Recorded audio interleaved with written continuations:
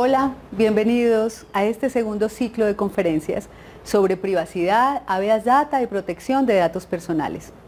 Mi nombre es Sol Beatriz Calle de Alemán, soy abogada, fundadora de la firma Velasco y Calle de Alemán Abogados, abogados dedicados y expertos en derecho de TIC. En este segundo ciclo vamos a continuar hablando sobre la protección de datos personales, pero en especial vamos a tratar el tema del consentimiento o la autorización del titular de datos como el eje vertical de todo tratamiento y de todo tratamiento de datos dentro de las organizaciones públicas y privadas. Este tema es de interés para todos aquellos profesionales dentro de las organizaciones que manejan los temas de seguridad de la información, auditoría, gestión de riesgos y todas aquellas temáticas relacionadas con la gestión de la protección de los datos personales.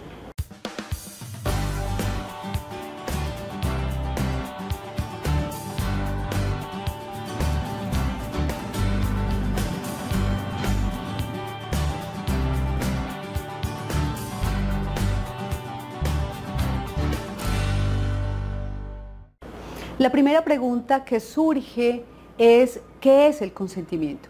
¿Y por qué se ha tejido una especie de mito alrededor del consentimiento del titular de los datos personales? Y eso tiene una explicación.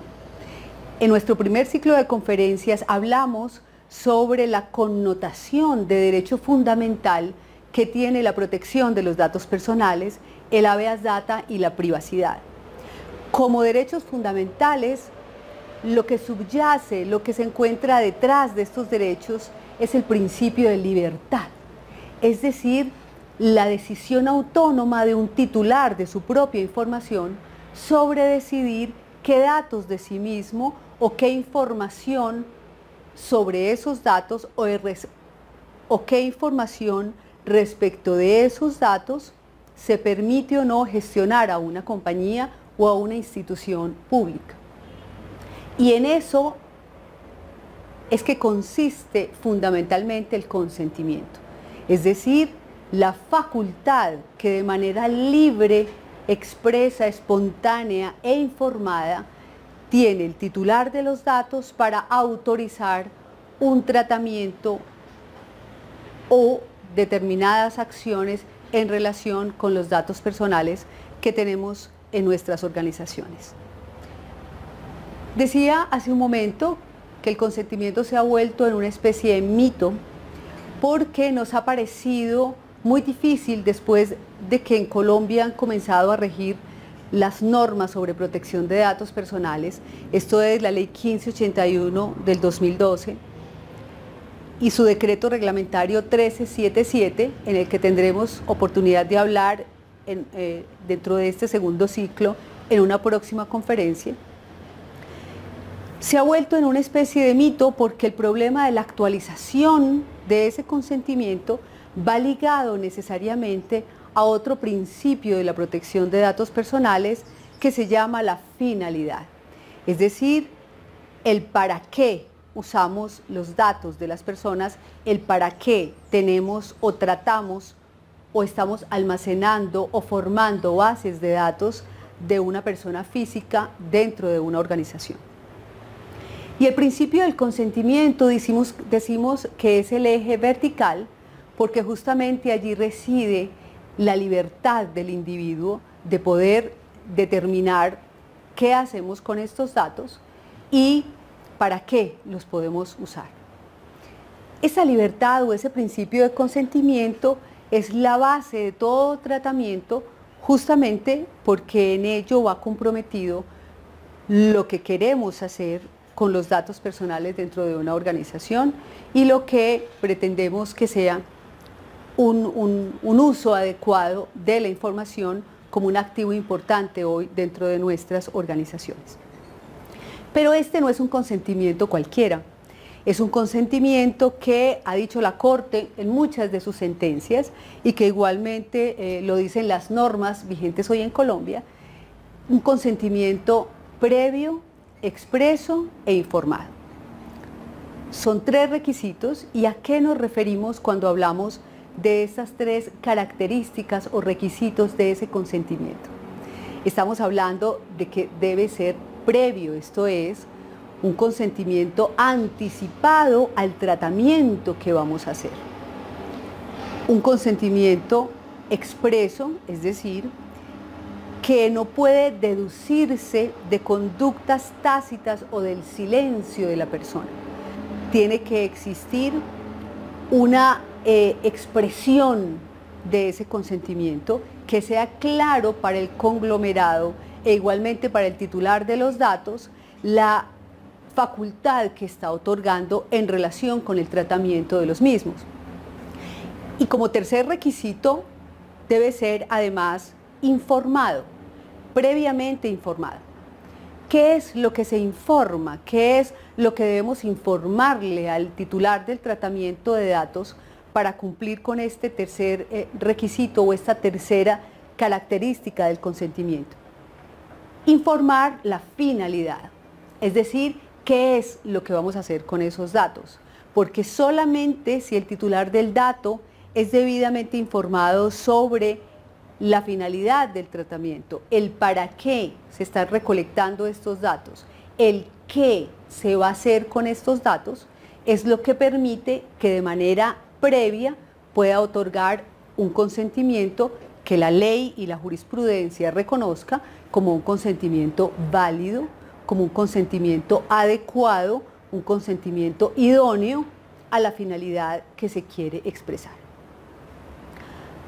Especialmente en las áreas de marketing de nuestras empresas y de mercadeo, la pregunta que hoy nos estamos haciendo es, ¿y entonces cómo recolectar este consentimiento? ¿Qué pasa con este consentimiento cuando en algunos casos tenemos datos desactualizados, inexactos, posiblemente no son datos que se hayan recolectado a través del tiempo de manera juiciosa, sino que posiblemente son bases de datos la mayoría de las veces construidas sin parámetros muy claros, que empiezan a desbordar a veces la capacidad incluso tecnológica de nuestras plataformas, y frente a las normas y frente a esta exigencia puntual que están haciendo las normas, las leyes de protección de datos personales, la cuestión es cómo recolectamos esto. De hecho, ¿cómo hacemos las campañas de actualización de datos que hoy debemos hacer dentro de las compañías en pro a recolectar y a obtener este consentimiento de las personas de manera que podamos hacer un tratamiento adecuado y legal como hoy lo exigen las normas vigentes en Colombia? Aspecto normativo compuesto no solo por esas leyes, sino también por las sentencias que ha dictado la Corte. Y sobre esto tuvimos oportunidad de hablar en nuestro primer ciclo de conferencias. ¿Cómo obtener el consentimiento entonces? Es la pregunta que hoy nos hacemos. ¿Cuándo debe reunir esas tres características? Debe ser previo y sin embargo ya tenemos muchos datos de muchas personas que posiblemente no obtuvimos de manera directa de esos titulares. ¿Cómo podemos hacer que ese consentimiento además sea expreso? Y cómo además debe ser y debemos informar la finalidad del tratamiento para que ese consentimiento se presente de una manera adecuada y podamos hacer un tratamiento que se enmarque dentro de las normas. Lo primero que tendríamos que decir como una buena práctica o como una pregunta a responder es si tenemos adecuadamente clasificada esa información personal. Es decir, si dentro de la compañía ya hemos tomado la decisión de ver qué tipos de datos personales tenemos y para qué los tenemos. La pregunta primero tenemos que hacerla al interior de nuestras organizaciones. Primero debemos saber qué datos vamos a tratar y para qué los vamos a tratar.